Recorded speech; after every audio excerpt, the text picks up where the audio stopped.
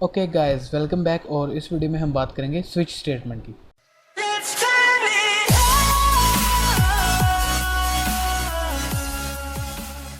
So switch statements क्या चीज़ है?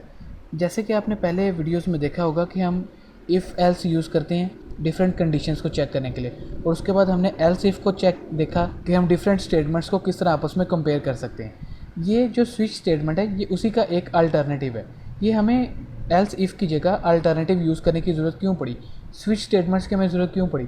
आप सोच सकते हैं कि अगर हमारे पास एक कंडीशन आपस में कंपेयर करनी हो या दो कंडीशंस चेक करनी हो तो उसके लिए तो इफ़ एल्स या एल्स इफ़ हम यूज़ कर सकते हैं। लेकिन अगर हमारे पास मल्टीपल कंडीशंस हों कि अगर 3 कंडीशंस हैं या 4 कंडीशंस हैं या इससे भी ज़्यादा हैं, तो अगर आप इफ़ यूज़ करेंगे उसके बाद एल्स इफ़ और उसके बाद फिर एल्स इफ़ और उसके बाद फिर एल्स इफ़, तो वो बहुत ही लेंथी हो जाएगा, कन्फ्यूजिंग हो जाएगा। सो इस कन्फ्यूजन से बचने के लिए हम स्विच स्टेटमेंट्स को यूज़ कर सकते हैं। तो स्विच स्टेटमेंट्स का जो सिंटैक्स है वो बहुत ही ईजी है और फास्ट मेथड है कंपैरिजंस करने के लिए, जब आपके पास मल्टीपल कंपैरिजंस करने हो, और रीडेबिलिटी भी बहुत ईजी है। तो सबसे पहले हम स्विच स्टेटमेंट का सिंटैक्स देखते हैं और उसके बाद फिर इसकी एक एग्जांपल देखेंगे। सो ये हमारे पास बेसिक स्विच स्टेटमेंट का सिंटैक्स है। सबसे पहले उसी तरह आप स्विच का कीवर्ड यूज़ करेंगे।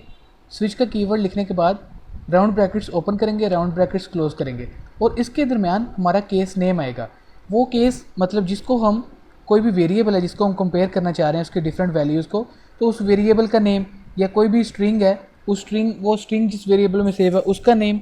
तो जो भी हमारे पास केस है जिसे हम कंपेयर करना चाह रहे हैं उसका नेम हमारी इस कंडीशनल स्टेटमेंट के अंदर आएगा जो कि राउंड ब्रैकेट्स के अंदर है। उसके बाद अगेन उसी तरह करली ब्रैकेट्स ओपन होंगी, उसके अंदर हमारे जो भी पॉसिबिलिटीज़ हैं, जितने भी केसेस हमारे पॉसिबली बन सकते हैं जो हम कंपेयर करना चाहते हैं, वो सब हम इस स्क्वायर ब्रैकेट्स के अंदर लिखेंगे और उसके बाद स्क्वायर ब्रैकेट्स क्लोज हो जाएंगे, और इस तरह हमारी जो स्विच स्टेटमेंट है वो टर्मिनेट कर जाएगी। तो अब इसकी एक एग्जांपल देखते हैं, उसमें आपको इसकी ज़्यादा समझ आएगी। अच्छा, एग्जांपल इस तरह है कि सबसे पहले एक केस क्रिएट करने के लिए हम एक वेरिएबल क्रिएट करते हैं नंबर के नेम से, ठीक है। तो मैंने इसे नम लिख लिया और उसकी वैल्यू है 1, तो हमने उसमें एक डिजिट सेव करवा दिया 1। अब इसके डिफरेंट केसेस है, हम चेक करना चाहते हैं कि हमारा जो वेरिएबल नम है इसके अंदर वैल्यू क्या है, 1 है, 2 है, 3 है। तो बजाय इसके कि हम इफ़ यूज़ करें, एल्स इफ़ यूज़ करें, else if again and again else if लिखें, तो वो बहुत ही कॉम्प्लिकेटेड मेथड है और लेंथी मेथड है। तो इसकी जो आसान हमारे पास तरीका है वो ये है कि हम स्विच स्टेटमेंट्स को यूज़ करें, ठीक है। तो स्विच स्टेटमेंट का मैंने यहाँ पर आपके सामने सिंपल सा सिंटैक्स लिखा है, और मैंने आपको बताया था कि हमारी जो राउंड ब्रैकेट्स है इसके अंदर हमारा केस का नेम आएगा। तो हमारा जो केस है इस टाइम वो है नम, ठीक है। तो हम नम को कंपैरिजन करना है हमने नम का डिफरेंट वैल्यूज़ के साथ, तो ये हमारा जो केस है उसका नेम हमारी जो राउंड ब्रैकेट्स है उसके अंदर हम लिखेंगे। उसके बाद करली ब्रैकेट्स के अंदर हम सबसे पहले अपना केस लिखेंगे। तो केस क्या है, सबसे पहले आप केस का कीवर्ड यूज़ करेंगे केस। उसके बाद आप केस के आगे आप वैल्यू लिखनी है आपने, वो वैल्यू जो आप कंपेयर करना चाह रहे हैं कि ये जो नम है इसके अंदर क्या ये वैल्यू तो नहीं, कौन सी वैल्यू जो हमारा केस की वैल्यू होगी। तो पहली वैल्यू क्या है 1, ठीक है। तो हमारा ये केस हो गया 1, पहला केस है। और अगर तो केस 1 है यानी आपके नम की जो वैल्यू है वो 1 है, तो आप एको कर दो क्या 1, ठीक है। सिंपल सी चीज़ है। और उस केस को फिर आपने लास्ट में ब्रेक करना है। इसके बाद इसी सेम वे में आपने केस 2 क्रिएट करना है, केस 2। और अगर तो केस 2 है तो एको कर दो 2, ठीक है। और उसके बाद अगेन आपने ब्रेक कर देनी है लाइन अपना केस को। तो इस तरह आप अगर आप देखें तो ये एक सिंपल सा प्रोग्राम है जिसके अंदर हमने क्या कर रहे हैं कि हमारे पास एक वेरिएबल है जिसके अंदर कोई भी वैल्यू सेव है, हमें नहीं पता, हम कंपैरिजन करना चाह रहे हैं। तो उस वेरिएबल का नेम आपने स्विच की कंडीशन के अंदर लिखना है। उसके बाद आपने केसेस क्रिएट करने हैं। ये हमारा पहला केस है, ये हमारा सेकंड केस है। पहला केस क्या है कि उसके अंदर अगर तो वैल्यू है 1 इस नम की, ठीक है, तो एको कर दो 1 और उसके बाद ब्रेक कर दो। तो जहाँ पर आपकी जो कंपैरिजन है वो सेम हो जाएगा, इक्वल हो जाएगा, उसे उसकी वैल्यू मिल जाएगी जो कि एग्जैक्ट वैल्यू यहाँ पर सेव है। तो उसी केस के फ़ौरन बाद हमारी जो स्विच स्टेटमेंट है वो ब्रेक हो जाएगी और हमारा जो कोड है वो स्विच के बाहर आ जाएगा, ठीक है। तो वहीं पर अपनी जो स्विच स्टेटमेंट है वो ख़त्म हो जाएगी। अगर तो पहला केस नहीं है तो फिर वो आगे केस 2 में जाएगा। केस 2 में वैल्यू हमने क्या रखी है 2, तो अगर तो वैल्यू नम में 2 है तो फिर वो एको कर देगा 2 और उसके बाद ब्रेक कर देगा।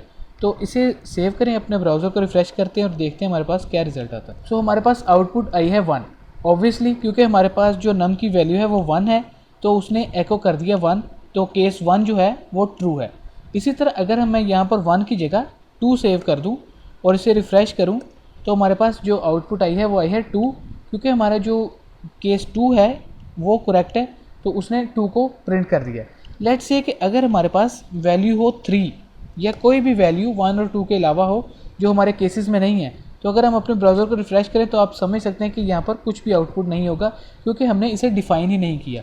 तो अगर आप चाहते हैं कि अगर तो पहले तो केसेस कंपैरिजन हो, ठीक है, अगर तो कोई केस ट्रू होता है तो आप उसको एको कर दें, लेकिन अगर कोई भी केस आपका ट्रू नहीं होता तो आप एक वैल्यू बाय डिफ़ॉल्ट भी सेट कर सकते हैं जो हमेशा प्रिंट होगी। सो यहाँ पर आप कीवर्ड यूज़ करेंगे डिफ़ॉल्ट, उसके बाद सेमीकोलन, नेक्स्ट लाइन में फिर आप एको क्या करना चाहते हैं, नो वैल्यू मैच्ड, ठीक है। तो अगर तो कोई भी वैल्यू मैच नहीं करती, कोई भी केस मैच नहीं करता, तो बाय डिफ़ॉल्ट आप एक आउटपुट सेट कर सकते हैं जो मैंने यहाँ पर कर दिया है, नो वैल्यू मैच्ड, और उसके बाद अगेन आपने ब्रेक को यूज़ करना है। तो अपने इस कोड को सेव किया, अपने ब्राउज़र को रिफ़्रेश करें तो यहाँ पर लिखा आ गया नो वैल्यू मैच्ड। क्यों?